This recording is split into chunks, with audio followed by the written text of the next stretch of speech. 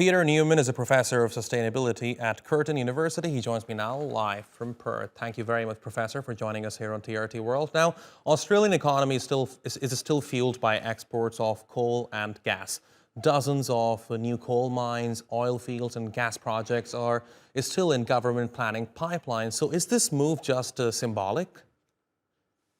No, it's not symbolic. It's happening because the rooftop solar, not those big solar farms or wind farms, the rooftops of households and businesses is dramatically increasing. It increased 23% across Australia in the last year. And it's just pushing out the old ways of doing it because it gets used right where it's needed. It doesn't have to go into the big transmission lines. So these old ways of making power are dying on the vine. They are not any longer needed. So this one was virtually dead anyway because it was dying of its age, but it just wasn't getting used. So the best thing to do was just to close it down. And that's happened. It's not as though there's any great lobby, as the politician that was interviewed suggested. This is happening because solar and wind are better, cheaper, and they are working more effectively. And that process is well underway in Australia, unlike the way your story told it. Then why was there years of pushback by a series of Australian governments? Oh, the coal lobby, the gas lobby and so on, they're very strong. And they did take 10 years off the time when we really should have been well ahead and showing the world how to do it. It's now happening very quickly in the last year. And certainly the new government has enabled more of that.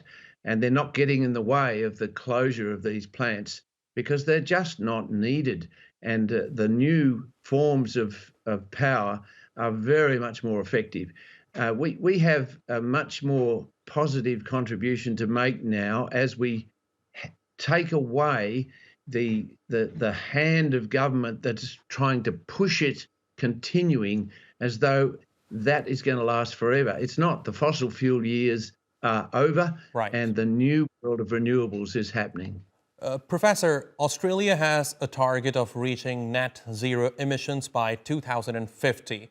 What are some of the main challenges it is facing right now when it comes to reaching that target?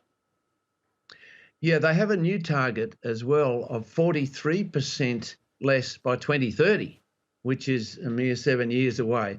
So this kind of process that we've seen now will accelerate. There will be more and more of this. There's less gas in the system, 20% less in the last year as well, because of this solar and wind, just pushing it out. It's not needed. So it's not like it's a decision that needs to be made. The market of energy is taking over, and that will accelerate. But there's more to do in a whole range of areas. We're not very good on getting rid of oil because our electric vehicle side of things is slow. That will also accelerate. But we are doing a lot with solar energy on our rooftops. In the grid as a whole, in the eastern states, 60% was coming from rooftop solar. And in Western Australia, in our grid, there was over 80% in some months. So it's rapidly changing, and it is not something that is going to stop because it's cheaper and people like it. So it's going to continue. All right, Professor Peter Newman, it's been a pleasure talking to you, sir. Thank you very much for talking to us here on TRT World.